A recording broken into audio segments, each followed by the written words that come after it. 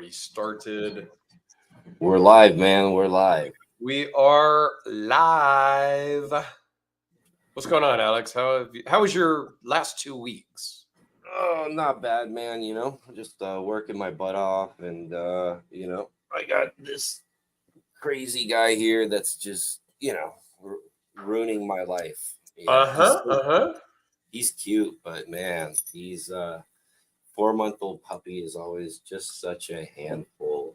All they want to do is bite all the time. Awesome. I'm trying to see. Why is my... Not really, but yeah, kind of. As a matter of fact, I may have to pause myself in a little bit and grab him some chew toys because he's using me as a chew toy right now, and he doesn't want me to use him as a chew toy now, does he? No, that wouldn't really work out so well. All right, we see Luck Knife in the house.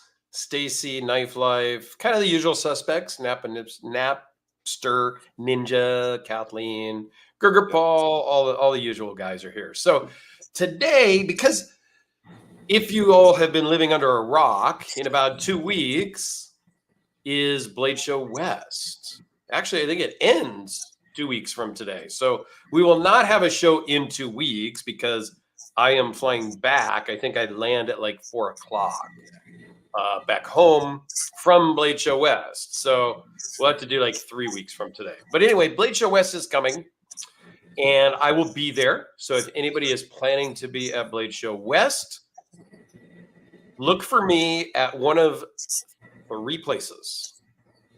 The Luck Knives table, our guest, Gene, at Rugged Mountain, which we'll bring on in a second. I'll be at his table. And I will be at the Yellow Day Energy booth. And that's about it. I'm not going to spend much time walking around. I mean, I'm going to walk around real quick at the beginning, and then I'm going to just find a spot and hang out. So if you're going to be there, and if you care to say hi, I'll be at one of those 3 spots. So today we thought we would bring on Gene from Rugged Mountain Blades. I met him last year at Blade Show West. He's a friend of my friend Eric, who introduced me to him. He had some cool stuff on the table. We got to talking. Went out to dinner with him that night, and a few other people, had a great time. And he trusted me enough. He handed me like 5 or 6 knives and said, "Hey, take these home and film them and then ship them back to me later." And I was like, "What?" I said, "Cool." Those are sweet knives, man. And they were pretty cool. Now, he does fixed blades. Not really a fan of fixed blades, but I say that having just bought a Rockstead cone for like several thousands of dollars for a fixed blade. So I think I am becoming a fixed blade guy, even though they just sit around in drawers and cabinets and stuff. So anyway, let's bring Gene on and let's talk about all the cool stuff he's got coming to Blade Show West and a little offshoot of his company having to do with weddings. That'll be interesting. So let's bring him on. Gene, how are you, sir? I'm doing well. How are you? I am good. Thanks for taking some time on a Sunday evening away from your family to hang out with us. And great. A little pre-marketing, if you will, pre-exposure to Blade Show West. Okay. Yeah. So, Gerger Paul says he has beautiful knives. He just bought one from him not too long ago. Actually, he did, and this is one that looks exactly like it. It's not the exact one, but it looks. Let's get you there in there. Oh, there you go. Hi. So, this is not his. Where'd he go? He's back on. There you go. There you go. Gotta find my camera. I know. It's a little weird. We got Kyle in the house. Thank you, sir.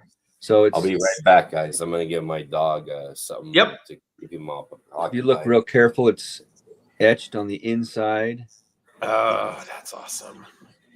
That is a fun little knife to make. Comes with a cool sheath from my guy, Concealment Solutions. Oh, very cool. It's actually frosted. The reason we did frosted is because it's a lot like lingerie. It just wants you to makes you want to see more. Yes, I like that. So it's not That's cool. completely clear, but it's just enough that you want to see more. Yeah, you he's did some clear ones a while back. There was like 2 knives. Oh, and yeah. it kind of like was in a V, like when they were both in there, it was kind of like a V at the small of your back or something, I think was the intent. That was pretty cool too.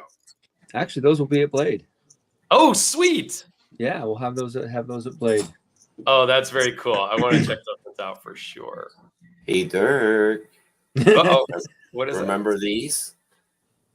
Oh boy. Yeah. What is that called again? I mean, it's like a cow. It's a bully stick. Bully stick, but it's a cow penis, Long. right? Long. Yeah, it's cow. Yeah. So Max loves those, you know. I just yeah, we're just gonna let that go. So tell us a little bit about yourself, Gene, how you got into making knives. It's been about it wasn't that long before Blade last year that you started, right? So I've been doing this for about 3 years. My brother sent me a text that says, "Be brave enough to suck at something new." I like that. And so it's been all kind of uphill from there, you know, or uphill, downhill. I don't know. Gravity took over, and I've been going crazy with it since then. That's awesome. All right, my own forge, and use that to temper blades for a while. Now I have an oven. It's been it's been quite the ordeal. Been quite a lot of fun. Have you been a knife guy like for always, or is it? Yeah, have you been collecting knives or carrying knives? Just the cheapo, you know, things you find at Walmart and Home Depot and whatever, but nothing extravagant. And then this kind of came up, and I've been watching a lot of Forged in Fire, and oh yeah, great show. That's kind of where it started. Everybody thinks they can go be a knife maker after watching like 2 seasons of that. Oh yeah, I kept saying, I bet I could do that. I bet I could do that. You can do that though. I guess I can do that. You can, and you do it really well. That's what I loved about Forged in Fire is it sprouted a lot of contestants. Like if you see like some of the later seasons, a lot of the guys are like, yeah, I'm here because I watched Forged in Fire, which means like they never made a knife before watching Forged in Fire. And they're like contestants that are like competing on there. So I love the fact that it showed the average guy that, yes, you could get some bricks and build your own little forge in your backyard if you really wanted to. Start making some railroad spike knives and all kinds of cool stuff like that. And, you know, I agree with that. It's hard to – people can do hard things, you know, and we don't realize that we're more capable than we think we are. Yeah. But everybody can do hard things. It doesn't matter what it is, whether it's, you know, whatever you're interested in. You can do hard things. Well, and you know, that's another thing too, is previous generations were all handyman of their own. They did their own plumbing, they did their own like house repairs, they did their own. I mean, I don't know how we ever got to that point where we're like those things are considered like difficult things for people to do. You know, it's like you're a man, you know, you can do anything. You don't need directions, you know. Yeah, I think we get stuck in these like little comfort bubbles, right? Yeah. We don't like change. Just as human beings, we don't necessarily like change. And so we just kind of get into our routine. And I am absolutely guilty of this. So I know I don't necessarily like change, but so I think we get stuck in there and we don't want to venture out because we're comfortable, we're safe, we're complacent and just kind of getting along through life day by day, right? It's not great, it's not bad, but it's just normal, it's fine. But yeah, I think that was good. And then Gerger says here too, YouTube is there to help. There is so many. They didn't used to have YouTube, right? They used there to wasn't have before, right? You had to call somebody. So I'm a service advisor at like a car dealership, like doing repair stuff. So even in like the mid 2000s when I was doing that, like people call all the time and say, hey man, I'm trying to set the timing on this engine. Like, how do I do it? You know, like you hear some crazy shit. I'm not going to lie, but I'm not going to get into that part. Yeah. But the fact that people used to try to do all this stuff, I thought was kind of cool, you know. But now with YouTube, you can actually like watch somebody do it, which is pretty close to as good as having like a full-on service manual, if not better. And so I think people have no excuse to not be handy nowadays. Hey, I have watched YouTube videos on my car. I got a short throw shifter, and I watched how to take apart like the center console and stuff, because there was like a little clip up under here and one over there. And I would just pause it on my iPad. I would do this stuff. I'd watch a little more, pause it, take it apart, change the whole gear shifter, no problem. Like it was great. Yeah. Luck Knives, same thing. YouTube was my teacher for making knives. And probably around that same time frame, if I'm not mistaken, Luck's been doing knives probably in that 3-ish year range as well. So, and he has his table for the first time at Blade West this year. I think he did another little show previously to this one. I don't know for certain, but this will be like one of his first big shows. I met him there last year, walking around a little bit. We got together and hung out for a little bit, which was fun. But yeah, you can just find anything on YouTube. So there is no, like Alex was saying, there is no excuse for not going out and trying new things. Yeah, go try it. I am not going to become a knife maker. I'm not going to be that YouTube guy that becomes a designer and makes knives. But I really kind of want to make a knife, you know, go through the process. Maybe it's just a railroad spike thing turned into a knife or a file or something, you know, to go through the whole process and make a knife would be cool. I don't think I'm going to get hooked and have to go be a knife maker, but be careful. Don't say that too loud. Exactly. Oh, it's been 2 years in December for Luck. And yeah, he did do Blade Atlanta last year. That's right. Ooh, or earlier, big show this year. Earlier this year. Yeah. So that's right. I forgot about that. Yeah, like a crazy guy. He went and did his first show there at Blade Atlanta. I don't know that I'm ever going to go to Blade Atlanta. There's too many freaking people. Okay. I pretend to be a social person here on the interwebs, but out in public, I don't really like people. That's why I'm going to be at those 3 tables. I'm just going to hang out and I'll talk to people if they come up. I'll bring in some knives for show and tell. There might be a few customs for sale when I get there. We'll see. That I'm selling for friends. Kyle, who's here in the chat, he sent me a few things to film and try to sell for him. So, and I do have one knife I'm trying to sell on my own, but yeah, and I don't really like people so much. So if you find me a blade, you can find me a blade and we'll chat. But oh, see, Kathleen here. She says, I'm a little old lady, and even I have used YouTube to do small repairs on my appliances. That's what I'm talking about. Goes back to the same thing, you know, there's no excuses these days.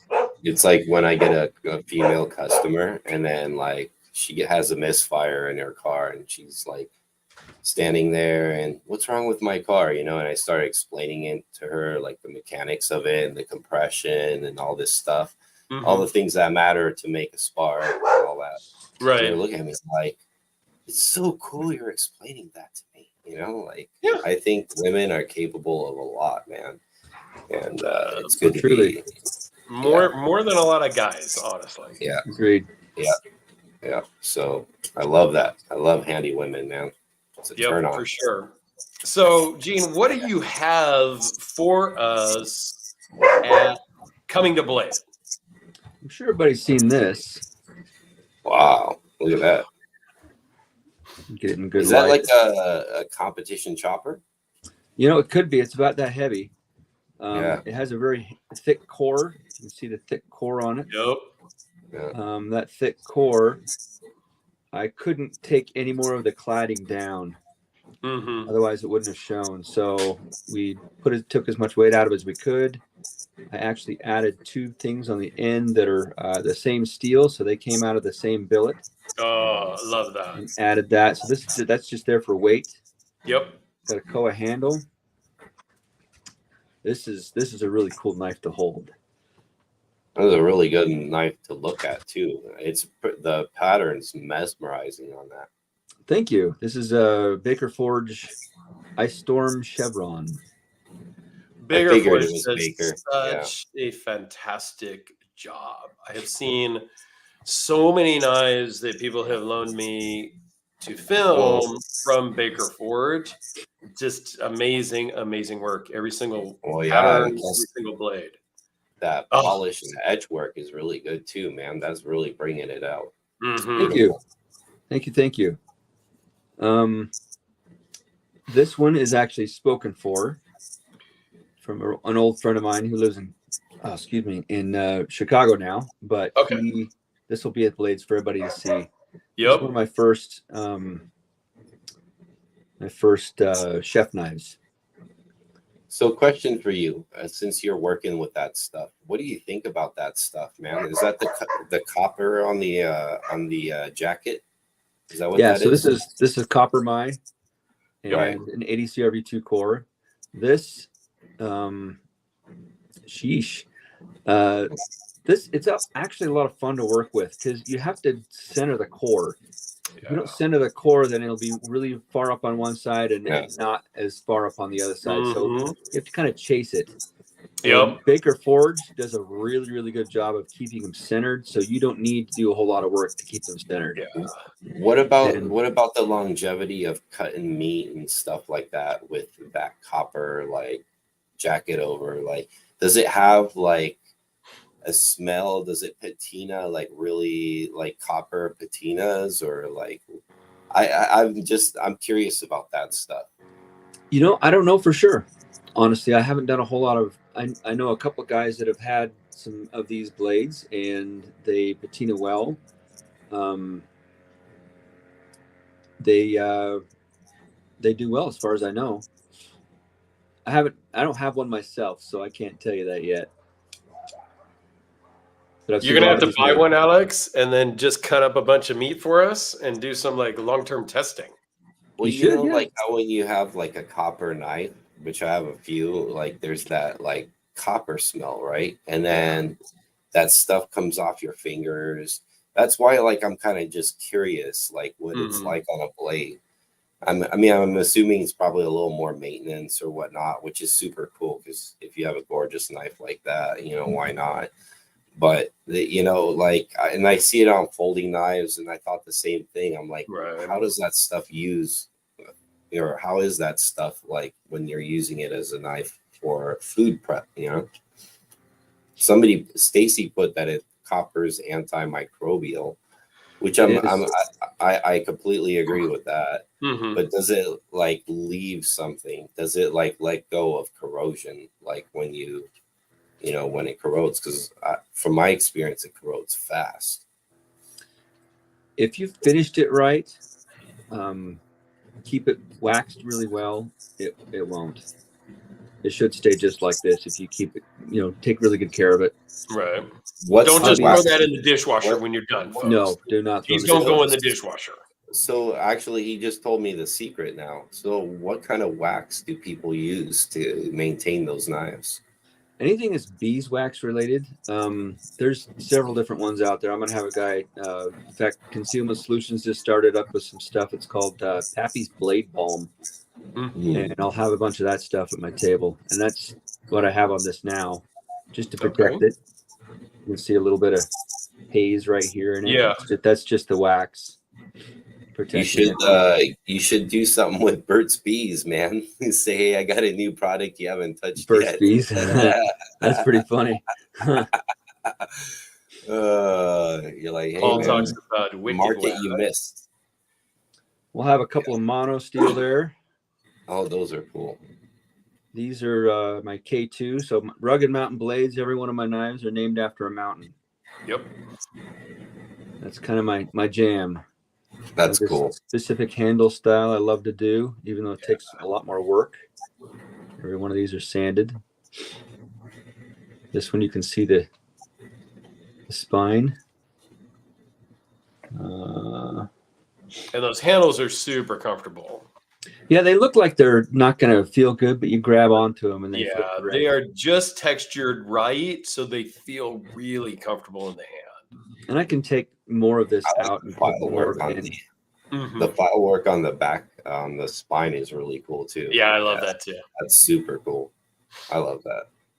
Very You can get a nice. good look at that. Yeah. Thank you. And that's just a little extra work, but it makes a difference, right? I mean, when you pick that up versus one that's just flat on the back, it sets it apart. Well, yeah, It and does. that's a little extra symmetrical too, Yep. compared to like the other ones I've seen. So that's No, pretty that's good. a beauty also. This is another ice storm. This is raindrop. The spine has been left etched all the Very way through. nice. This takes an extra step to make Yeah. that happen. Yeah, that's beautiful. This is another one K2. Mm-hmm. One of the guys from Waterjet Knives actually named this. Okay. Yeah. And how many models do you have? Oh gosh, like 10 or 12. Yeah. That's pretty good. This is a new one. That I like. Kind of replacing my neck knife. It's Okay. the same. It's the same as this. They come the same thing. Mm-hmm. Only this one doesn't have a handle. This one does. So this is AEBL, so it'll never rust. Perfect. This one's actually spoken for. This is Eric's. I That's why it's figured. A little purple. purplish, right? Yeah. for anything Oh my purple God. for Did you Eric. guys see he just got a new Raku from Darren Thomas? Oh my God. That one I may have to try to steal when I'm there. That one looks beautiful. I've seen that. Not That in person is yet. So, oh my God, that was a beautiful knife. So I will have 8 more of these. Oh, Guri wants one. He's already got one of these. You got one, but he wants one of the other ones He too. wants one of these. Well, hit me up on a DM. Tell me what color you want for a handle. And then I can pick it up from him and I'll bring it back and I'll ship it back with the other knives that I have to send you still, Guri. Just trying to help you out, man. Yeah. Yeah, I like it better with the handle myself.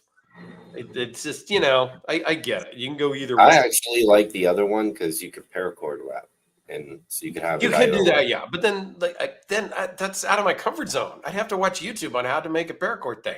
So I'm not going to do that. I just want it made and done. I'll pay you, and it just shows up at my house and is perfect. That's how I want it.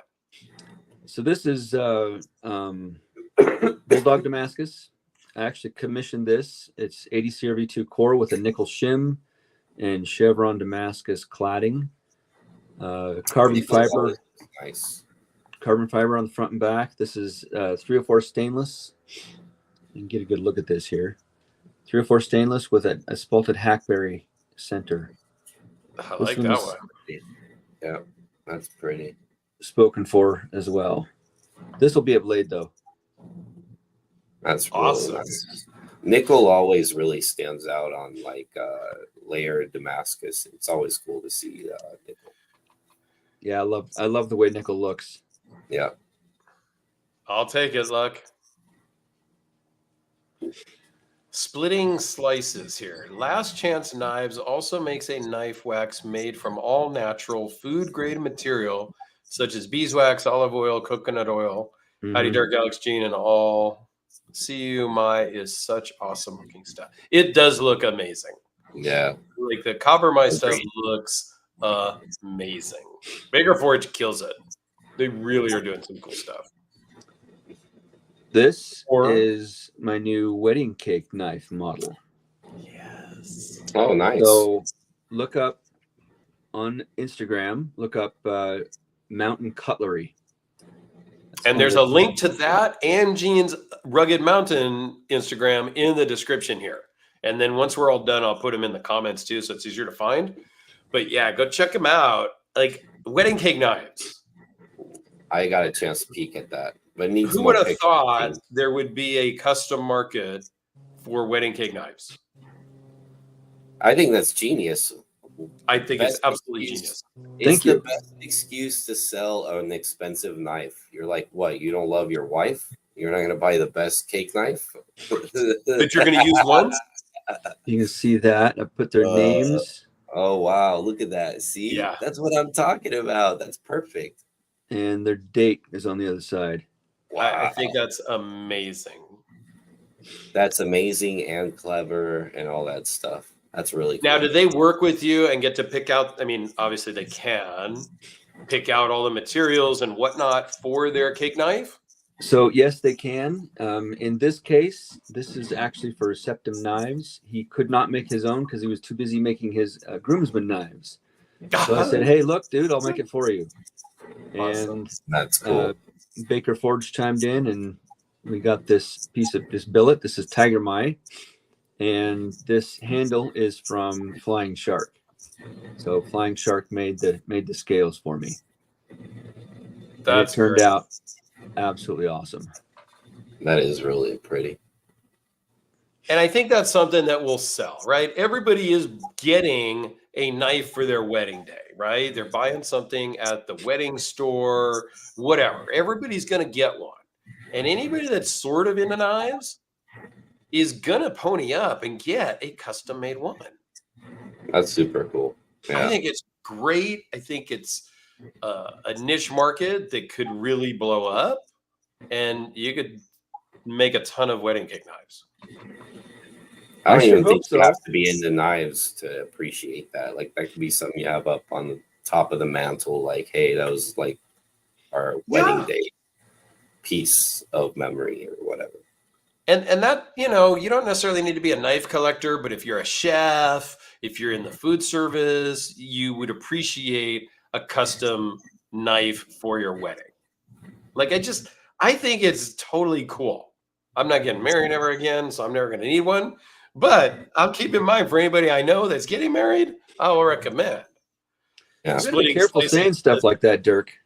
Splitting Slices says, wait, no rehearsal dinner steak knife set? Hey, I'm open to that too. Hey, I mean, if you need one, that's the beauty of working with smaller custom makers is even if they're not making a steak knife set right now and you reached out to Gene and you guys talked about it, I bet you'd figure out a way to just make it. And he'd be open to that. You can't really get that from going to like, you know, Benchmade, Spyderco, Met49. Like they're not going to go out of their way to make something completely out of what they've ever made before. But these smaller knife makers are really just, yeah, sure. Let me figure it out. Let me sketch it up. Let me, you know, do a little bit of, you know, homework to see if I can do it. And 9 out of 10 times, you're going to have a great experience and get something that you couldn't get anywhere else. That's true. That's beautiful, by the way. Great That's way a to get great your point, spouse Greg. into knives. I love It's that. a great way to get your spouse into knives. I love It's a that. great way to explain to her that, look, babe, I spend way too much money on knives in general, and it's not going to stop when you get married because I'm spending a bunch of money on a custom-made wedding cake knife, and there you go. So this That's is a good one, too. this is the Nevo XL. I made a bunch of little ones last year, and they sold out really quick, and everybody always wanted a bigger one, so I made a bigger one. So I might like what's the your bigger one better. The small one that Eric had, that I brought one home from the show last year to film, is just a little small for me, but that might be a really good size. what's your process for grinding your blades? Depends on the blade. So these are actually 6 different grinds, 1, 2, 3 on both sides.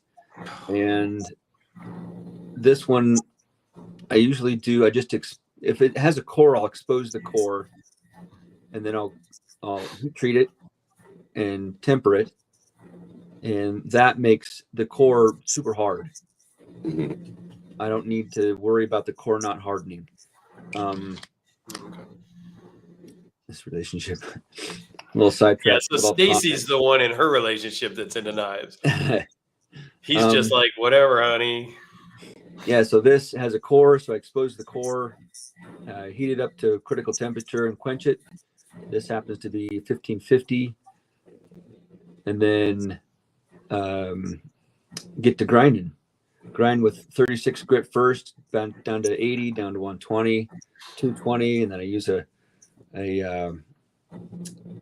special belt from, oh gosh, what's it called? I can't remember. Anyway, special belt and then a hand sand mull. Very nice, man. This one's not done yet. I did this handle yesterday. Oh, okay, yeah. So it's not done yet. It's got, so I can get a good C here. We got the pin sticking out. And... Yeah, so this is 304 stainless with a white. Okay. With a white G10 liner inside of it, or not liner, spacer. Mm-hmm. This is L4N, and this is box elder. That's pretty. Just etched this. This came out of the etch at 1 o'clock in the morning. Oh boy. That's really some nice. late nights heading into blade for sure. Dedication right there. Yes. Yeah. That looks so cool. Thank you. Is really nice. Just a big old piece of metal that's sharp on. It'll be sharp on these two ends, not that Yeah. one. I think it'll be too Well, dangerous. that to make it design sharp is on the cool blade. because it kind of shows, because you're sharpening at the front flat part, the way the pattern goes, it's kind of ground down in the front. Whereas on a normal, like a drop point or something like that, you don't get that blade part at the tip. The samite kind of goes all the way to the tip. Where here, you've got some of that black all the way around the pattern. So it looks really great. Thank you. Yeah.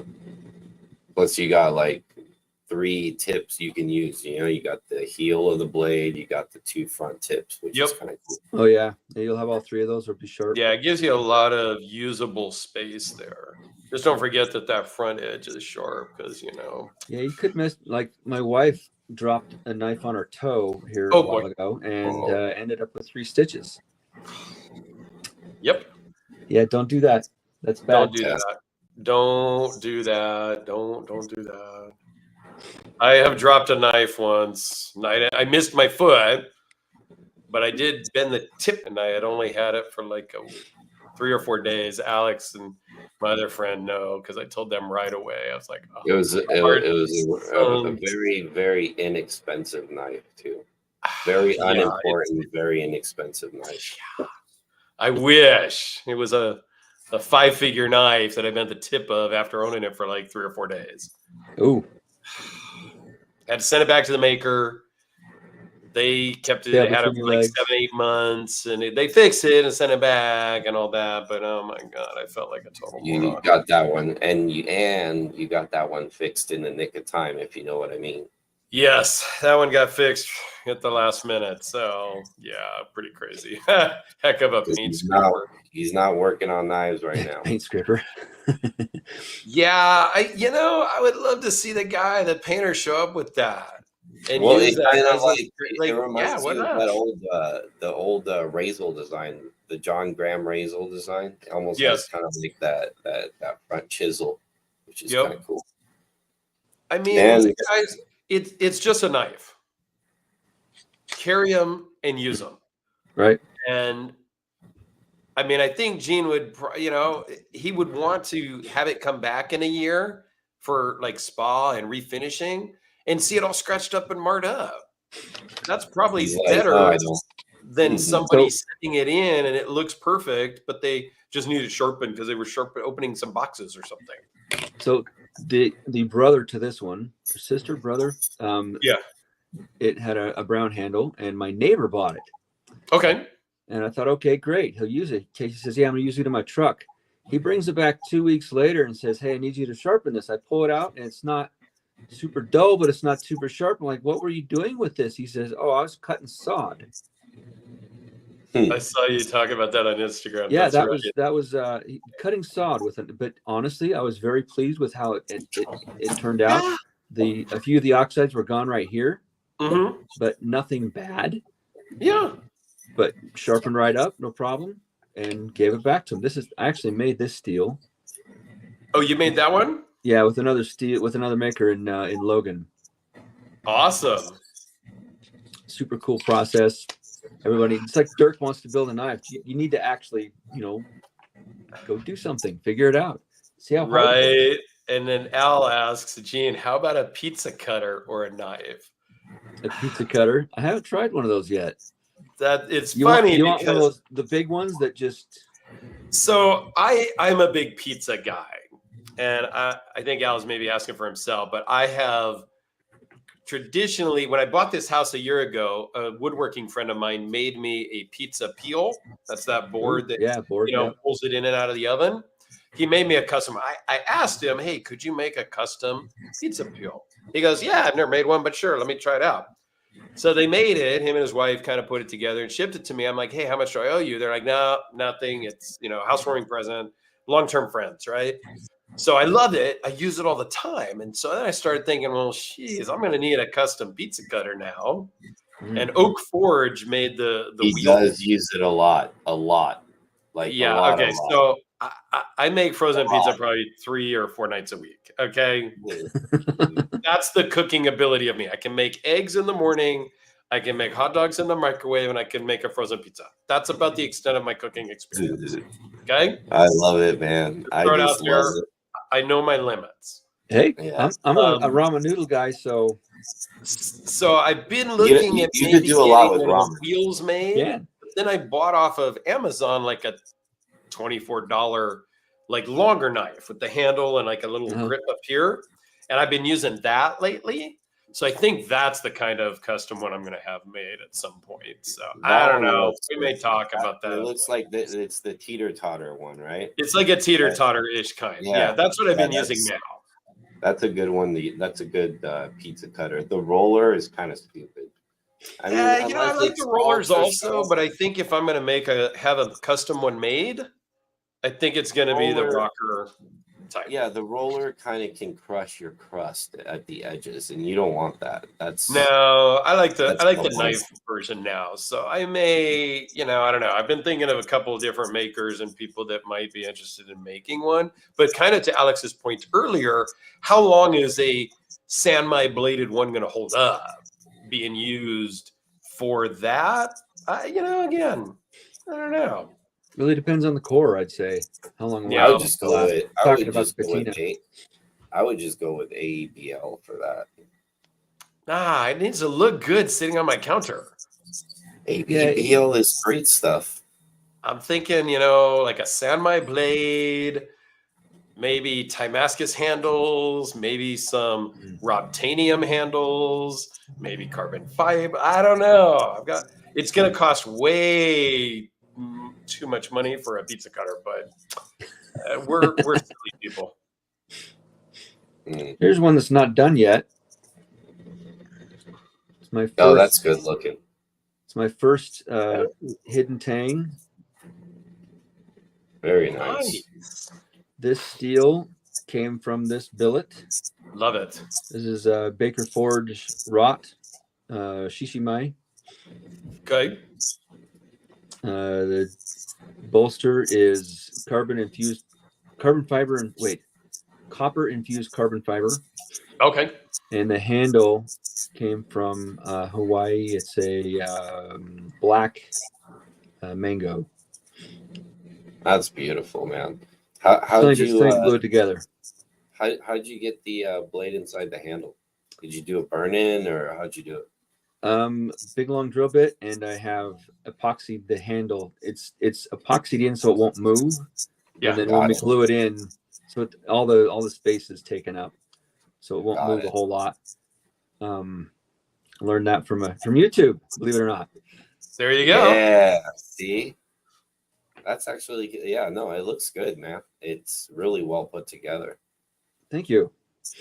Got one little spot I need to fix right there, and then we'll glue it all together. Awesome. Very, very nice. That might be able to cut a pizza. I think Alex just needs to get his ass to Blade Show West so you can check these out in person. I agree.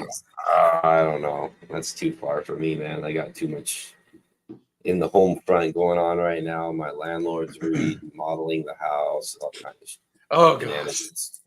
Yeah. So this is one of the models I had a lot of last year. This from OTB Steelworks. Go check him out. His name is Sean. Awesome guy. I provided the steel, and he did all the work on the knife. Oh, that's awesome. And we have one more, but it's out in the shop. I'm not done with it yet. Okay. So I'm working on one of his, and I'm doing all the work for his shape. This is my model, and he did all the work on it. See, I love those collaboration type things like that. And like Robert Carter and Todd Fisher Sr. work together a lot on that. Robert will make a bunch of material, ship it to Todd Sr. to finish and fit and make it all work. And I love that kind of collaborations between two different makers. It's just great. Yep. Me too. I think there's enough business out there. There's enough work out there that we all just need to work together. Well, right? I like the artistic expression of two people coming together. There's always something interesting that usually comes out of that. Absolutely. I agree. It brings out the artist in everyone, and brings out it actually makes the industry stronger. It does. Mm-hmm. It sure does. It bonds and creates ties and things like that, which is always good for the industry. That's what it's all about. Making it good. Yeah. Yeah, for sure. I feel like I need to be playing with a knife all the time. Yeah. So what do you carry a knife all the time? I do, but it's upstairs. I took. What are you carrying these days? So I'm carrying another version of this. Looks almost exactly like that. Okay. My K2. The first wedding cake knife I ever made was my daughter's, and I used a spalted maple handle, and I used the leftover of that for that knife. So it's kind of a little, reminder that I have a daughter that's married, and I'll never sell that one. But that's awesome. It's ACRV2 blade, and I have beat the living tar out of it. So trying to do whatever I can I sharpened it twice, I think. Okay. And I've cut metal with it, cut boxes with it, cut everything you can think of with it, trying to just beat the crap out of it. I've actually taken a little bit of, thank you, Kathleen, sorry. Take a little bit of the scalloping out of this because it was just a little too aggressive. But this is super. I actually added a second big scallop right there. I had a big scallop right there, another one right there. Okay. So your hand really just fits it. Yeah. It feels so good. Almost exactly the same as this, just a different handle. Yeah, that's awesome. What I carry. Sweet. Do you ever want to dabble in the folding knife market? Yes, I do. Oh boy! But we're going to get into that another day. Because that's a conversation that would take way too long. He's got enough going with the fixed camping outdoor type knives and the wedding cake chef knife stuff. So. Yes, wedding cake knives are going to be a big thing. So start ordering now. I always figured that most people who make fixed blades, not the majority by any means, but a good group of them would are intrigued with seeing if they can accomplish the mechanical function of a good folding knife. Out of curiosity and stuff. And then some of them just want to get there and they start with fixed blades. And I was just curious, which kind of category are you, I want to get into folders. I want to see where this wedding cake knife thing goes first. I need a few extra tools. I don't have a mill right now. Right. So I'm going to get a mill. My Home Depot / Harbor Freight drill press just doesn't cut the mustard right now. Yeah, you can only go so far with that. into the folding knife world. Well, yeah, but you're accomplishing a lot with whatever tools you do have, and Yeah. the grinds are super impressive and everything. So Thank you. yeah, look that direction. I really be curious to see what you do. I have a design for one. That's all I'm saying right now. There you go. May I ask what kind of lock? I think I'm gonna do the typical, like, this is what I normally have on me, just a little Kaiser. Like a Something frame similar lock, to this. lock. Yeah, minor lock. Yeah, a little lighter. Similar to that. Okay. But that was my next question too. Was what folder do you have in your collection? You bust out the sheepdog. That's cool. So this one I have one other, but it's upstairs. Both of them are just Kaisers right now. I do need to get into the exotics collection. You don't need to. No, it's a slippery slope. Let me tell you. I see all you guys on Instagram showing them all off, and now I want one. Hey, I'm bringing some customs for sale. Okay. They're not mine, so I'll have some stuff. Okay, we'll trade. How about that? I'll talk to the owner. Maybe, you never know. But yeah, so I mean, I've got a couple of, like, you know, those $1,200 knives he sent to sell, and then one, like, I think it's right here. This guy here is going to be at Blade West. Ooh. For sale. Yeah, man. The non-flipper flipper. Dude, if you know, you know. I love the black. With a Damasteel or a Damascus blade that's not really showing up so well. Maybe it is. So clean. And cut carbon fiber. Isn't that Teikofu or something like that? Damascus, I think. And there's your flipper. Is the bolster. Yeah. I'm gonna need to play with that blade. And this one, the action on this is way nicer than the one I own, but this one just came back to him from the maker. So here's the one that I recently picked up with the Mokutai bolsters and clip, and just a plain blade, mono steel blade. That's beautiful. Nice. But the action, I'm going to have to probably send this to Stan just to have him go through it, because this one is just night and day difference in the action. And so I kind of wish mine was this snappy. So yeah, so that'll be there. That's almost 5 figures. Almost. Probably not going to sell it at the show, but you never know. There might be somebody there that wants a non-flipper flipper for. I want to get rid of one of my shelves, to get one. Hey, if you work fast, I'll make you a deal, because I have some negotiating room. I can make you a deal.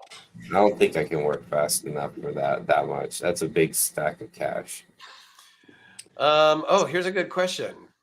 Alex, Dirk, and Gene, if I may be so bold, of course you can be bold. We take all questions, all comments here on my channel. What tool makers, forgers, does Gene look to, inspired by, design knives to personally own?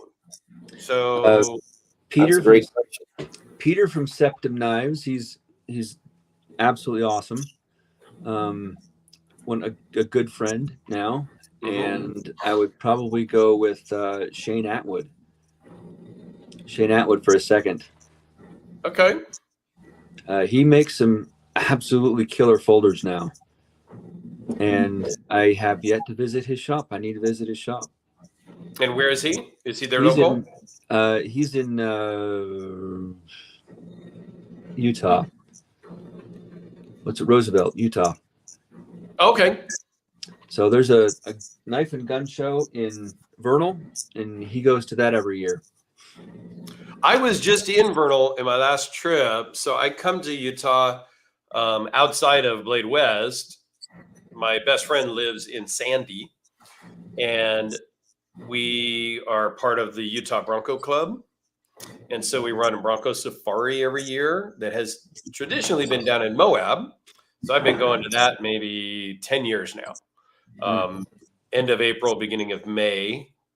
This year we had some permit issues and Moab is being difficult, that county and whatnot. So we ended up going to Vernal this year. And you didn't have any Moab? It was fantastic this year. We did it over Father's Day that week, kind of right before. I think we ended right around Father's Day. It was fantastic. Vernal is amazing. We had an awesome show. It's going to be there again in Vernal this coming year around the same time, mid-June. Yeah, it's fantastic. It's a little closer to Salt Lake than Moab is. It's like 2.5 hours maybe, versus about 4 when we're towing down to Moab. Doesn't sound like a lot, but that hour-ish, hour and a half, it's a lot. So that knife and gun show, loved it. That knife and gun show is in March, and the first year I went, it was a raging snowstorm the whole entire time on the way there. When we were there in June this year, we went on one of the trails. I don't remember which one it was. I'm really bad at that. But dude, we got up to the top. It was up there pretty high. There was still a ton of snow up there. Like not covered, but there was big patches. And the guys that were there a week before doing some pre-running, they blazed through because it was almost covered with snow the week before. Oh wow. Dude. I mean, it was crazy, but I loved Vernal. It was really nice to be somewhere different than Moab. I love Moab. It's beautiful, and we do a lot of the same trails, and it always looks different and all of that. But it was really nice being in Vernal with trees and stuff like that, not just the red rock. It's just different. So, yeah, we really love Vernal. The whole city was behind us. The mayor was there. Like it was an awesome event. It was like they wanted us there. Whereas in Moab, they're kind of pushing motorsports out. They want the mountain bikers and the hikers and the non-motorsport people. So it was just a whole different vibe in Vernal. So yeah, I'm excited to go back. Although my girlfriend wants to go to Greece next year. And she is trying to plan that around the same time I'm supposed to be in Utah. So I don't know how that's going to work yet and how I can be in two places on opposite sides of the world at the same time. I don't know. I haven't crossed that bridge yet. I know what that answer is. Yeah. So by chance, I actually have the first knife I ever made right here. Oh, wow. That's super cool. That's awesome. Super heavy. Yeah. Looks pretty thick. A little beefy. Almost got that spear point look to it too. Yeah, first knife I ever made. So one of the things that I love to talk about, my brother decided he was gonna pick up one of my knives, and he says, "Yeah, I'd never carry that because it's too heavy." So all of my knives are super lightweight, even though they're very durable, extremely lightweight. Like you don't. This is under 7 ounces. So you put that in a backpack and hardly know it was there. Right. Yeah, that's one of the things I noticed last year when I first picked a couple things up off of the table and I handled Eric's, is it was so light, but yet felt so substantial and so solid. Yeah, you don't really need a heavy knife to be carrying 5/32 stock. It's 5/32, and I have everything cut out with water jet knives. Yep. So it's extremely repeatable. Yeah. They do a really good job. Actually, I just helped them move their new jet into their new shop a couple weeks ago. Last week. Fun. It was last week. 10,000 pounds. It was fun. Wow. The forklift I was driving, it did a nice little teeter-totter action. Lifted back off the ground. It was kind of fun. Oh, yeah. I've driven stuff like that before, too. It's always a pucker factor when Especially you lift when you something got- up and you go forward. Like you're like, oh boy, this is going to Especially be with bad. that $350,000 on the forks. Right. Yeah. Yeah. It's Oh fun. boy, Good fun. for sure. Here's a good question from Knife Life. Hey, And it probably goes to all three of us here. Favorite production knife, favorite mid-tech knife, and favorite custom knives. that's too- Alex, why don't you take that one first? favorite production knife. I don't have any favorites of anything, man. That's why I have so. If I had a favorite, then I would just have one. You know what I mean? But you know what? I'll just pick one that that I carry a lot. Spyderco PM2. I know it's kind of one of those cliche ones, but that's a great production knife. One of my favorites, especially because you can pimp them out. Mid-tech knife. I really like Ed Kim's stuff, although it's not like the cleanest mid-tech out there. It's probably got the most personality. And then custom knives. I'm a big fan of JD Van de Venter in South Africa. And I'm also a huge fan of Jason Guthrie, the Scout. It's one of my favorites in my collection. And Kurt American's a lot of cool stuff too, you know, especially more now. And Brian Nadeau with his I have an arch nemesis folding dagger. So those are kind of like some of my favorite stuff, I guess. Yeah, there's a lot of custom favorites. For me, I think the favorite production, it's been a long time since I've carried production knives. But I'm going to say, because it's special to me, is the Spyderco police model. I don't know if it's my favorite production knife, but it's really what got me started in knives back in 87, I think is when they came out. And I bought one from a little store at Fisherman's Wharf in San Francisco, Weeby Knives, still there. It seemed a lot bigger back then in the 87, but it was no bigger. It just felt bigger. So I still pop in there every time I'm at the Fisherman's Wharf. So I think that's my favorite production, I guess. Mid-tech, I don't know. There's a blurred line between mid-techs and customs. So, yeah, I don't know. I like Ed Kim's stuff too. But as far as customs, that's really more where I live. I'm a big fan of the Fisher family, whether it's Todd Sr., Frank Fisher, or TJ Fisher. I have one or two from all of them. They would have to be my favorite production. I mean, custom knives. Currently, I've been carrying the King Battle for 269 days today, maybe. I'd have to look. And it's the only knife I've carried in that time. So I am going to force myself, and it's not very hard, to go for a year and then do a video on that and then put that away. And then I will be able to probably carry my non-flipper flipper finally.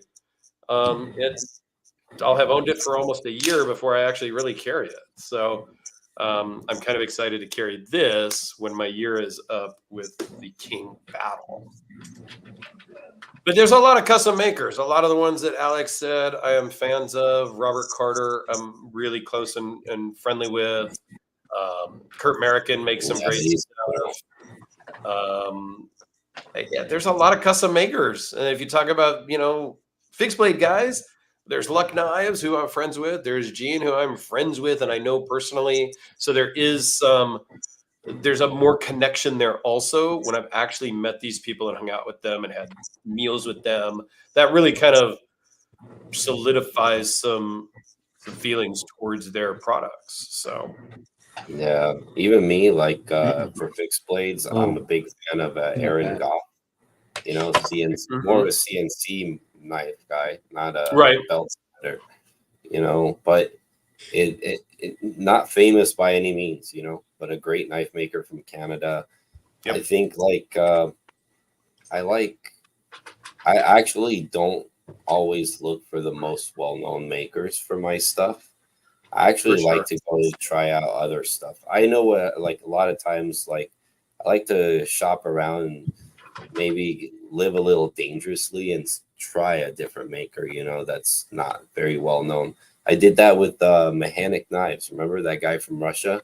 Yes. And I ended up buying 3 of them. Like Yeah. they were so cool. I still have them too. So And what about you, Gina? Do you have any feedback on this question?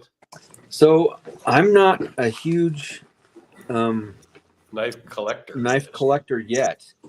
I actually had my wife go get the one that I carry everywhere. I carry it kind of like that on my back, so you can grab it behind.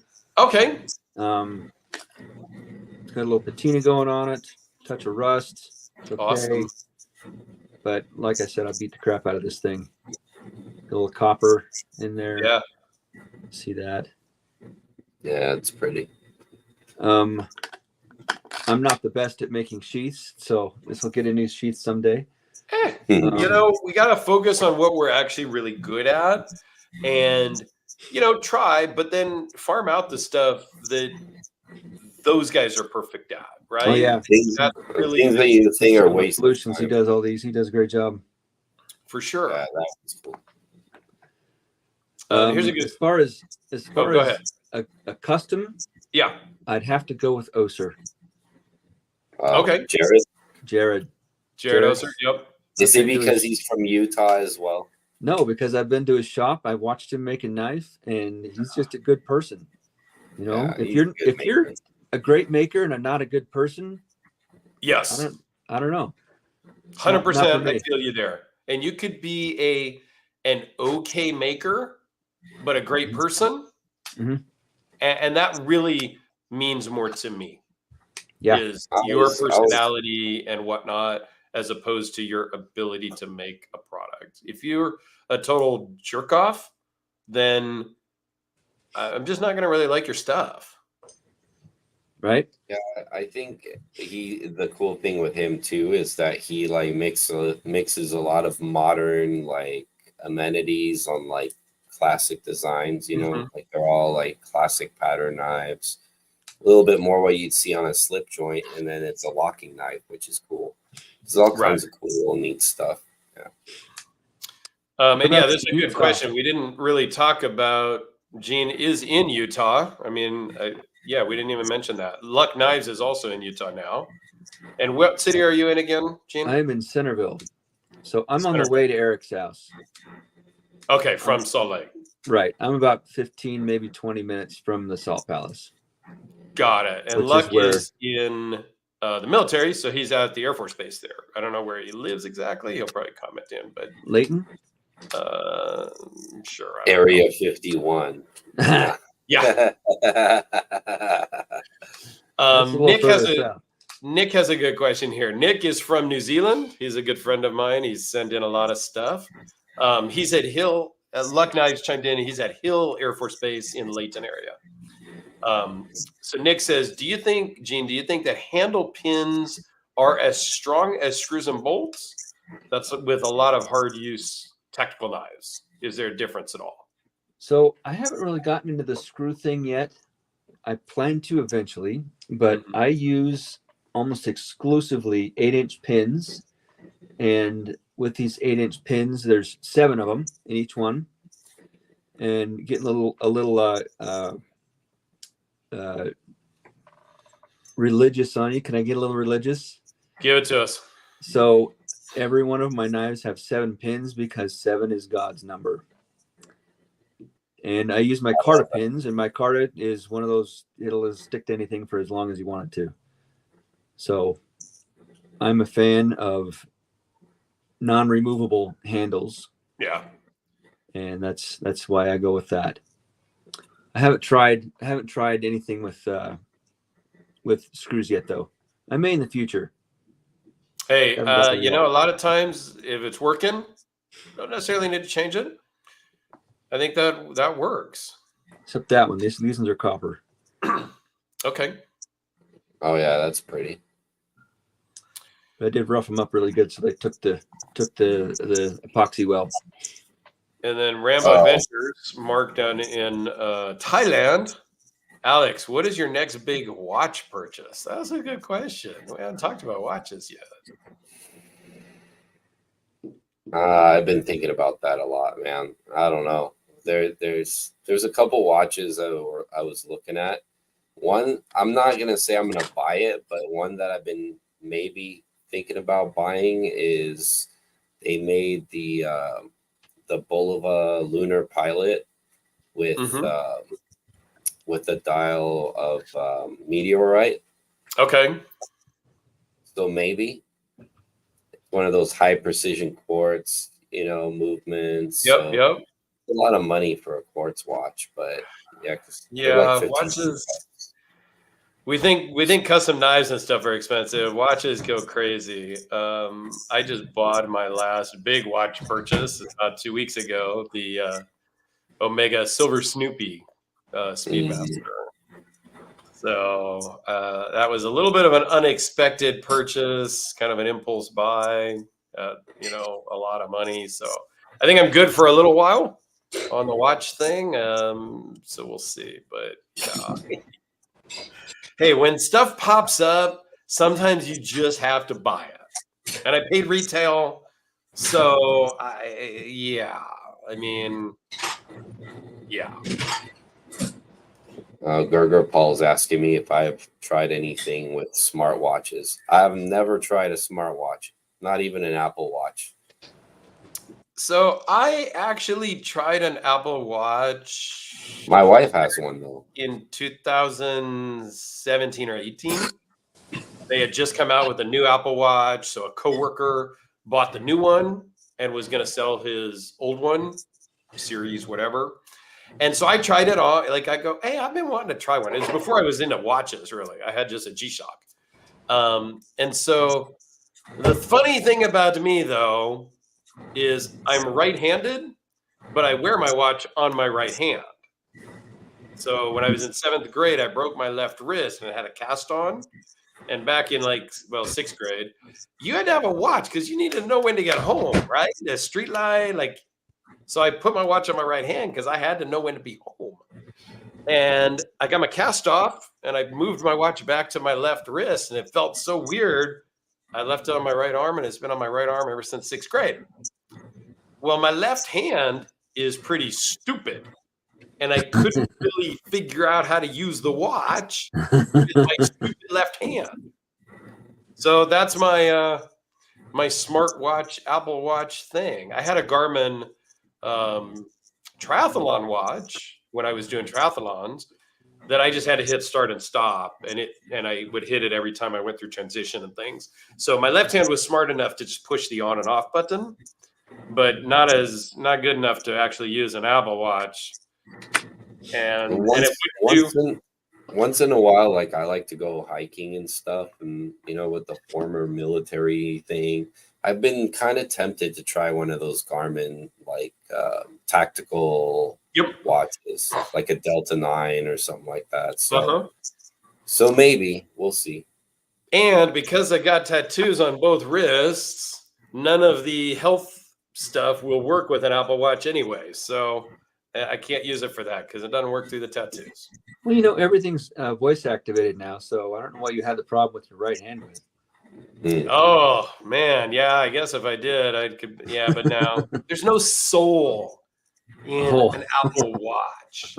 Today's watch was the Omega Deep Black Planet Ocean with the ceramic case. I had been wearing the Silver Snoopy up until now, but I had to mix it up a little bit finally.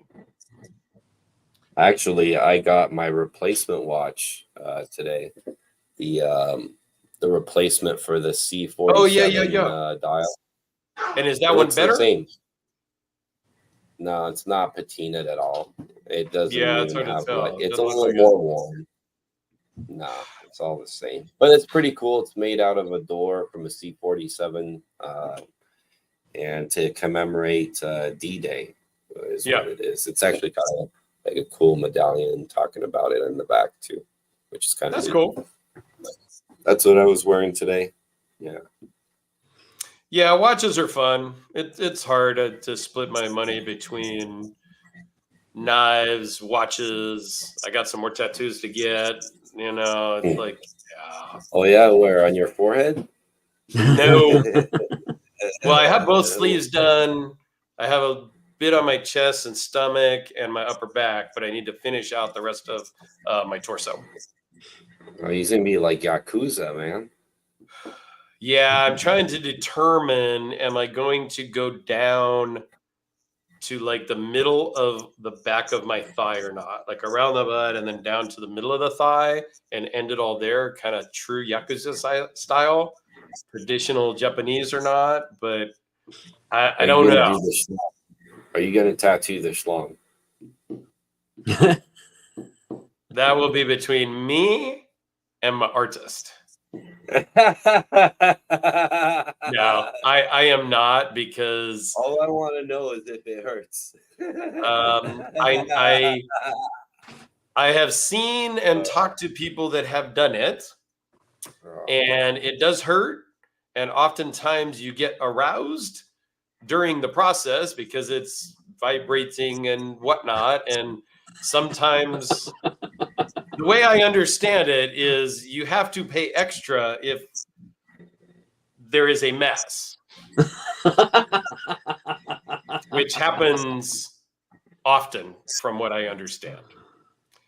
But no, my good friend who would have thought of that. First of all, I wouldn't do it, but that's what I'm here for, is to share knowledge with the internet.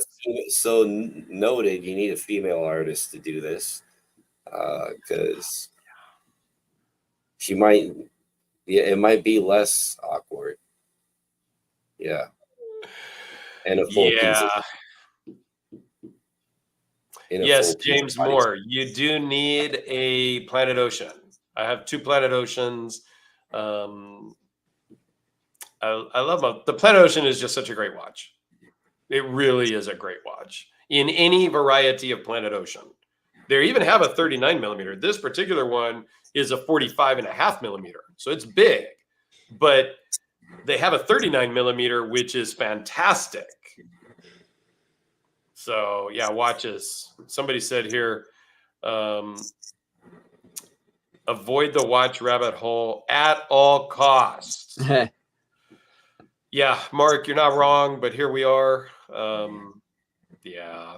You know, be into whatever you're into and just do it fiscally responsible and you're fine.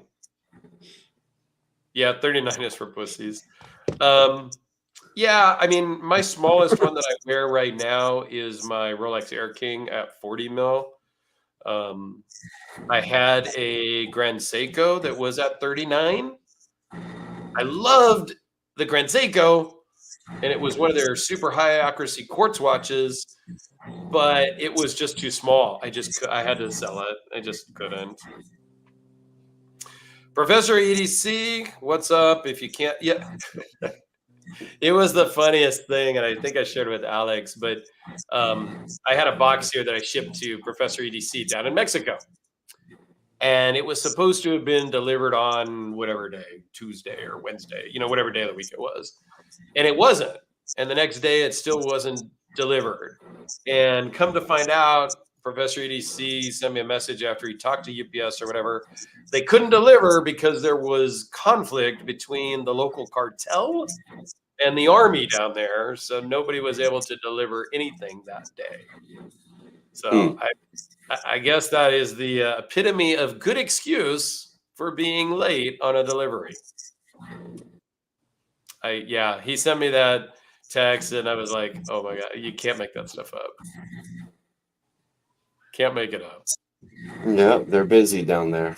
That's for sure. So long story short is, no, I will not be tattooing that part of the body at all. That means yet.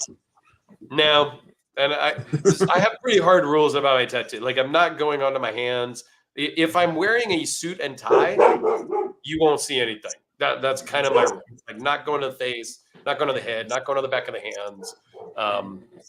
No, it's just not. How about palm? Nope. Palm? No. Nope. They have to be comfortable in a dress shirt, basically. That's my rule. Yes. They're hard rules.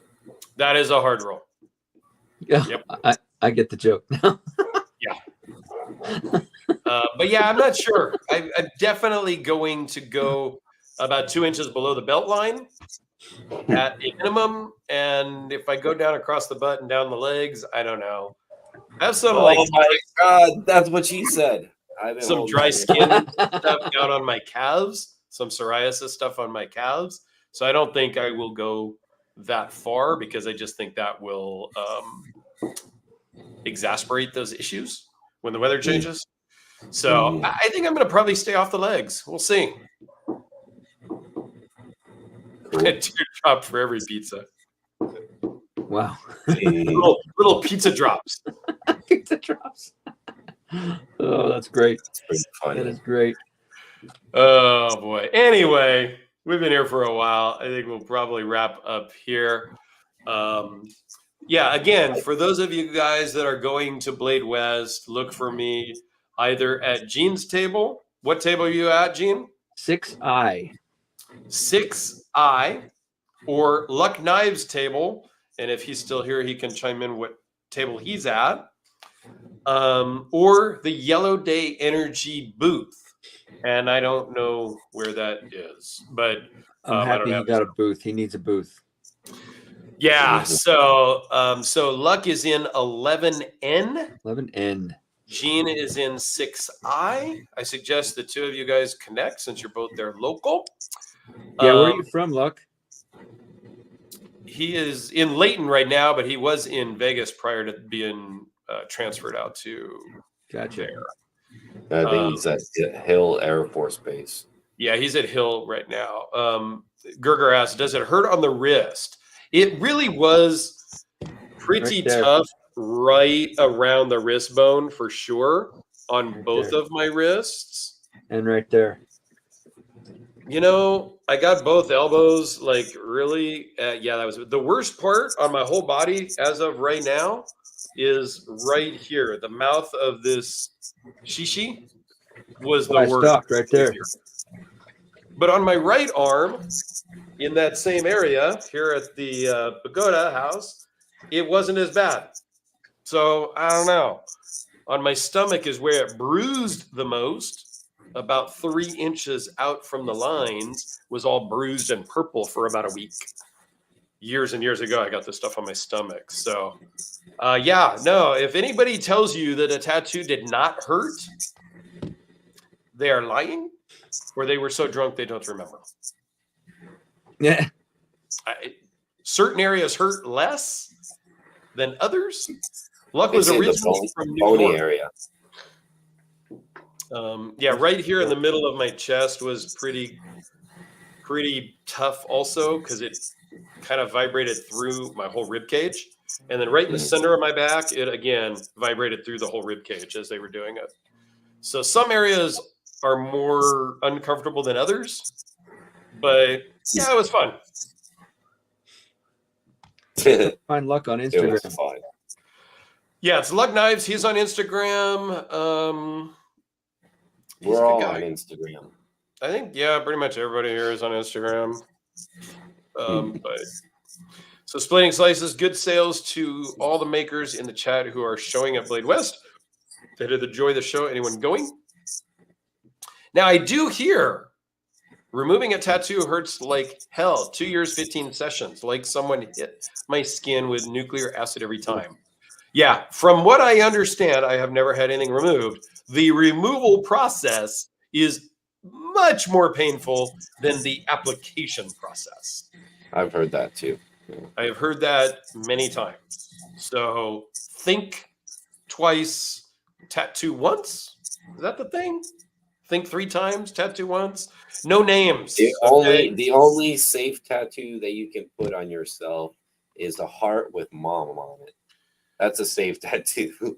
Yeah, the only names you can put is your mom or your daughter because those can't change. As soon as you put a spouse's name, husband or a wife's name, it's done. Boyfriend, girlfriend's name.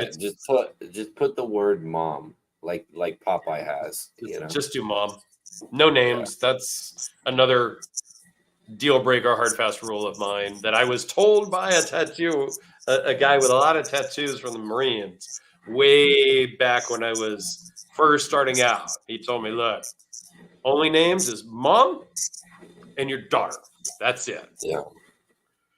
Yeah, the ones that See? they can't. Mark did it. Made the mistake of getting my first tattoo for a girlfriend, fiance. When we didn't get married, had to move for the new wife. Yep. Take no names. No names. We'll leave you with that. No names. That's a great lesson. No names. And it costs more if you make a mess. Yes. All right, guys. We'll be back probably in about 3 weeks. Look for us at Blade Show West. And yeah, thanks for Until watching and hanging out with us. Thank you for having me, Dirk. This was great. And Alex? Oh, our Absolutely, pleasure. man. You hang on for a minute. We're just going to say goodbye to everybody else, and Okay. we'll see you later. Bye, everyone.